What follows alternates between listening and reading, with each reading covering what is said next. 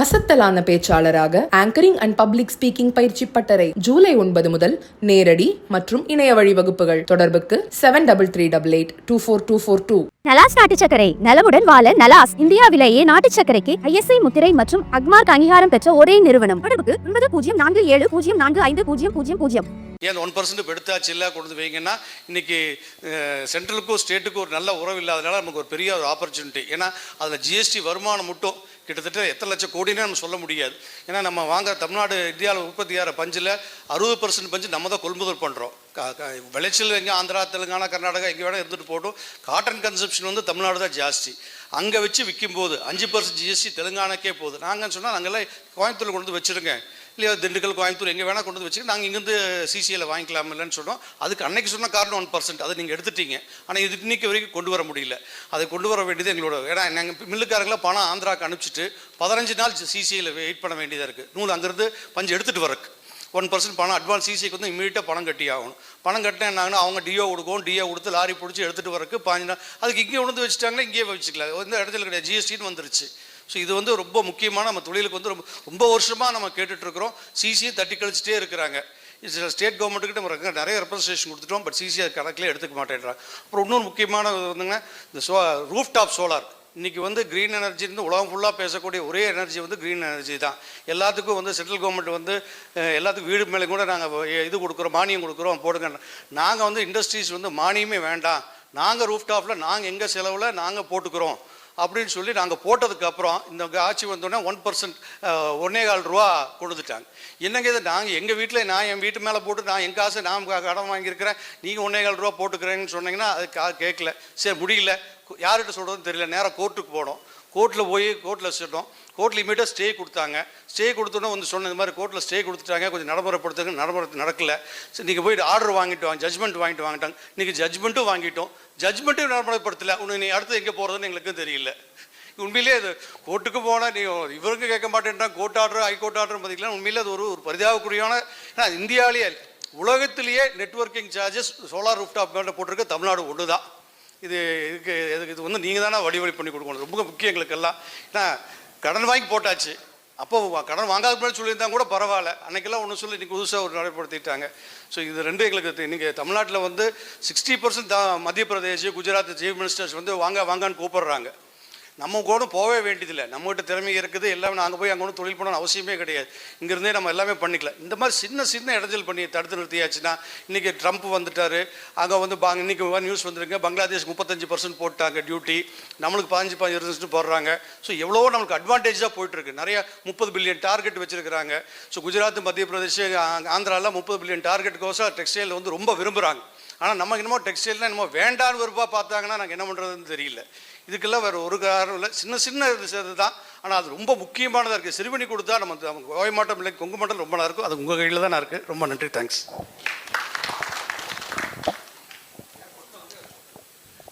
இன்னொன்று, கோவிட் டைமில் அண்ணன் தான் ஃபஸ்ட்டு அதாவது பேங்க்கு எல்லாத்தையும் கூப்பிட்டு யார் யாருக்கு லோன் கொடுக்கல கலெக்டர் ஆஃபீஸில் வச்சு மீட்டிங் போட்டார். யார் யாருக்கு லோன் கொடுக்கல நீங்கள் இங்கே சொல்லுங்கன்னு சொல்லிட்டு பண்ணார். ரொம்ப நன்றி. நாளைக்கு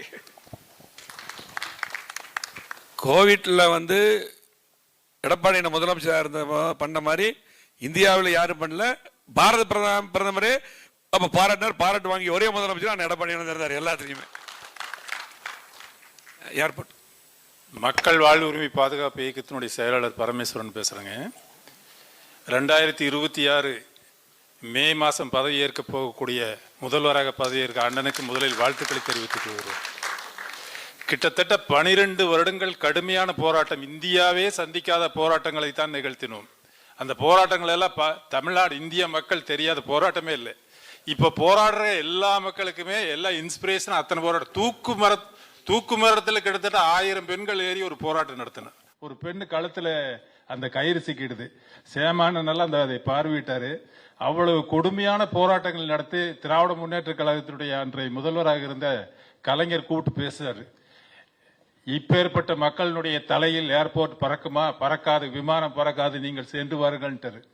இங்க வந்து பார்த்தா அடுத்த நாள் நோட்டீஸ் அக்விசிஷன் 629 ஏக்கருக்கு அக்விசிஷன் போட்டாங்க. தொடர்ந்து கடுமையான போராட்டம். ஆட்சி மாறிச்சு, அம்மா வந்தாங்க, கடைசியாக மடிப்பிச்சை ஏந்திய ஒரு போராட்டம்னு ஒரு 2000 பெண்களை வச்சு மடிப்பிச்சை ஏந்தி ஒரு போராட்டம் நடத்தினோம். அண்ணன் எஸ்பி வேலுமணி அண்ணன் வந்து பார்வையிட்டாங்க.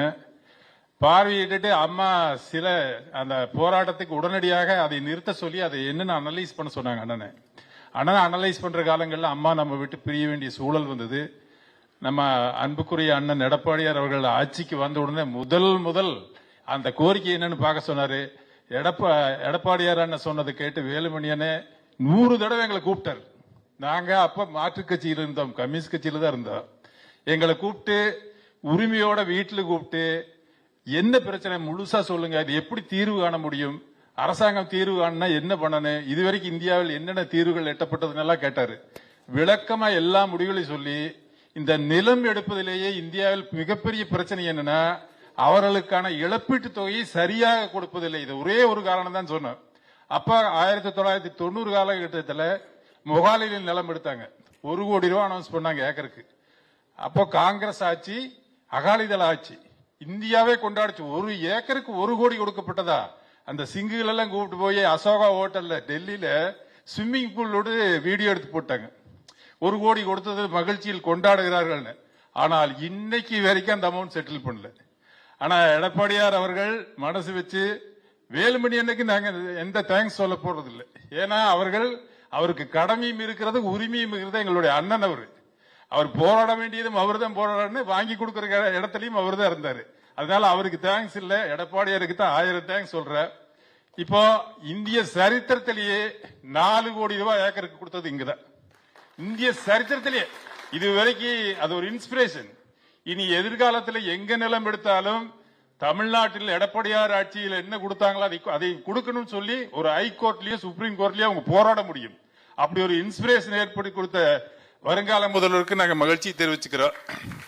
அதுக்கடுத்தது இந்த அவனாசி ரோட்டையும் திருச்சி ரோட்டையும் இணைக்கிறதுக்கு ஒரே ஒரு வழி அந்த ஏர்போர்ட்ல நிலம் எடுத்ததுதான்.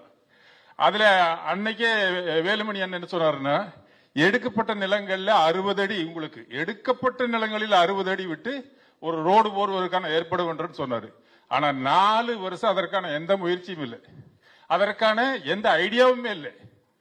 மறுபடியும் ஜூன் மாசம் நாங்க மனு கொண்டு வந்து உங்க கூட்டத்தை கொடுக்கணும். இதே இந்த சூழல் எங்களுக்கு நீங்க பண்ணி கொடுக்கணும். நன்றி.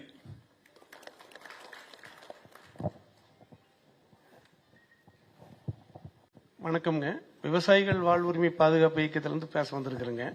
எங்க இயக்க விவசாயிகள் சார்பா அன்னைக்கு வந்து 10-15 வருஷமா இருந்த பிரச்சனையும் வந்து என்ன எதனால நிக்குதுன்னா, ஏர்போர்ட் நிலம் எடுக்கிறத விலை, சர்வீஸ் ரோடு 2 பிரச்சனைனால தான் நிக்குதுன்னு சொன்னோம். அது அன்னைக்கு அமைச்சர் இருந்தவர் வந்து உங்க கூட பேசி ஆக்கப்பூர்வமான நடவடிக்கை எடுத்து நல்ல ரேட் எங்களுக்கு பண்ணி கொடுத்தீங்க. அதில் ரொம்ப சந்தோஷம். ஆனால் அன்னைக்கே வந்து விவசாய நிலங்கள் 2ஆ கட்டாகிறதுனால எங்களுக்கு சர்வீஸ் ரோடு வேணும்னு கேட்டோம்ங்க. அன்னைக்கு சிஎல்ஏ மிஸ்டர் மோகன் பிஆர் ஐஏஎஸ் அவரை அனுப்பி நீங்க அறிக்கையை வாங்கினீங்க. இந்த மாதிரி அவர் வந்து சர்வீஸ் ரோடு மஸ்ட் உங்களுக்கு கொடுத்தாகணும்னு சொல்லிட்டாங்க. அப்புறம் அதன் அடிப்படையில் நாங்கள் வந்து கோரிக்கை மனு கொடுத்தோம்ங்க. அண்ணகிட்ட வந்து பார்த்து எல்லாமே கொடுத்தோம். அப்படி இப்போ இன்னொரு கோரிக்கையும் வைக்கிறோம்ங்க. அந்த எஸ்ஐகிசி காலனிலேருந்து மகாத்மா காந்தி ரோட கொண்டு வந்து சித்ரா கூட இணைச்சு விட்டு இது ரிங் ரோட பண்ணிட்டா ரொம்ப சௌரியமாக இருக்குங்க. அப்புறம் இப்போ எடுத்துக்கிறத வந்து என்ன ஏர்போர்ட்டுக்கு வந்து ஏர்போர்ட் ரோடாக எடுத்துருக்குறானுங்க. பழைய ஹைவேஸ் வந்து நேஷனல் ஹைவேஸ் எடுத்த ரோடு சும்மா கிடக்குதுங்க, அபேண்டன் பைபாஸ். இப்போ அது எல்லாமே போட்டு இது பப்ளிக் ரோடாக பண்ணி விட்டோம்னா ஒரு ஏர்போர்ட்டுக்கு ஒரு ரிங் ரோடு அமைக்கும், ரொம்ப சௌரியமாக இருக்குங்க. அது நீங்கள் வந்து நீ பண்ணணும் 4-5 வருஷமாக அது கிடப்புலேயே இருக்குதுங்க. ஆனால் அன்னைக்கு வந்து அவர் சப்மிட் பண்ணிட்டார், நீங்களும் அதை உறுதி கொடுத்துட்டீங்க, சர்வீஸ் ரோடு இருக்குது விவசாயிகளுக்குன்னு சொல்லிட்டீங்க. அதை கொஞ்சம் வந்தீங்கன்னா அதுக்கு ஏற்பாடு பண்ணி கொடுக்கணும். அதுதான் எங்களுடைய கோரிக்கை. வணக்கம்.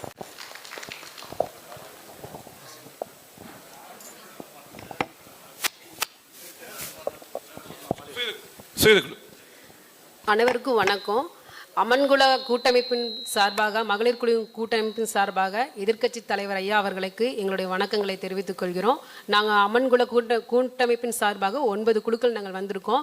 ஐயாட்ட எங்களோட கோரிக்கை என்னன்னு கேட்டிங்கன்னா, ஐயா அம்மாவோட ஆட்சியில் வந்து எங்களுக்கு சுழல் நிதி வந்து 20,000 ரூபாய் கொடுத்துட்டு இருந்தாங்க. தற்போது ஆட்சியில் வந்து அதை 10,000 ரூபாயாக குறைக்கப்பட்டது. ஆனால் அந்த 10,000 ரூபாய் ஆட்சி அந்த பணத்தையும் வந்து பார்த்தீங்கன்னா குழுக்களுக்கு மானிய பணமாக கொடுக்கல. நிறைய குழுக்களுக்கு பெண்டிங் இருக்கு. அதை நாங்கள் உயர் அதிகாரிகள்கிட்ட போய் கேட்கும்போது எங்களுக்கு சரியான பதிலும் கிடைக்கல. அதே போல் குழுவில் வந்து கடன் வந்து எங்களுக்கு கொடுக்கும் பொழுது அம்மாவோட ஆட்சியில் கடனில் எங்களுக்கு மானியம் கிடைச்சது. தற்போது ஆட்சியில் வட்டி மானியமாக மாற்றினாங்க. ஆனால் அந்த வட்டி மானியமும் குழுக்களுக்கு கிடைக்கலைங்க. அதையும் நாங்கள் போய் குழுக்கள் அதிகாரிகள் உயர் அதிகாரிகிட்ட கேட்கும் பொழுது அதுக்குரிய அதிகாரிகள்கிட்ட கேட்கும் பொழுது எங்களுக்கு முறையான பதிலும் அவங்க கொடுக்கலைங்க. அதே மாதிரி குழுக்கள் மூலியமாக நாங்கள் வந்து இருசக்கர அம்மா கொடுத்த இருசக்கர வாகன மானிய வண்டியை வந்து நாங்கள் அநேக மகளிருக்கு வந்து நாங்கள் வாங்கி கொடுத்தோம். அதனால அவங்க வேலைகளுக்கு போகவும் அவங்க சுய தொழில் செய்யறதுக்கும் அது ரொம்ப உறுதுணையாக இருந்துச்சு. ஆனால் இந்த டைம் நாங்கள் கேட்கும்போது அது அந்த இருசக்கர வாகனத்தை எங்களுக்கு இல்லாமல் பண்ணிட்டாங்க. அது வந்து எங்களுக்கு ஒரு பெரிய மகளிர் குழுக்கு வந்து பெரிய இழப்பாக இருக்குங்க ஐயா. அதை எங்களுக்கு தயவு செய்து அதை எங்களுக்கு வாங்கி மீண்டும் இந்த கோரிக்கைகளை ஏற்று வாங்கி கொடுக்குமாறு தாழ்மையுடன் கேட்டுக்கொள்கிறோம். சுயதிக்குழு வந்திருக்கீங்க. சுயதிக்குழு வந்து 1 கோடி பேருக்கு மேலே இருக்கீங்க. அம்மா தான் கொண்டு வந்தாங்க. திமுக ஆட்சியில் 2006லிருந்து 2011 வரையிலும் மொத்தமாக 9898 கோடி தான் கடன் கொடுத்தாங்க. ஆனால் அம்மா வந்து இருக்கும்போது ஃபஸ்ட் 5 வருஷத்தில் கிட்டத்தட்ட 24,470 கோடி கொடுத்தாங்க.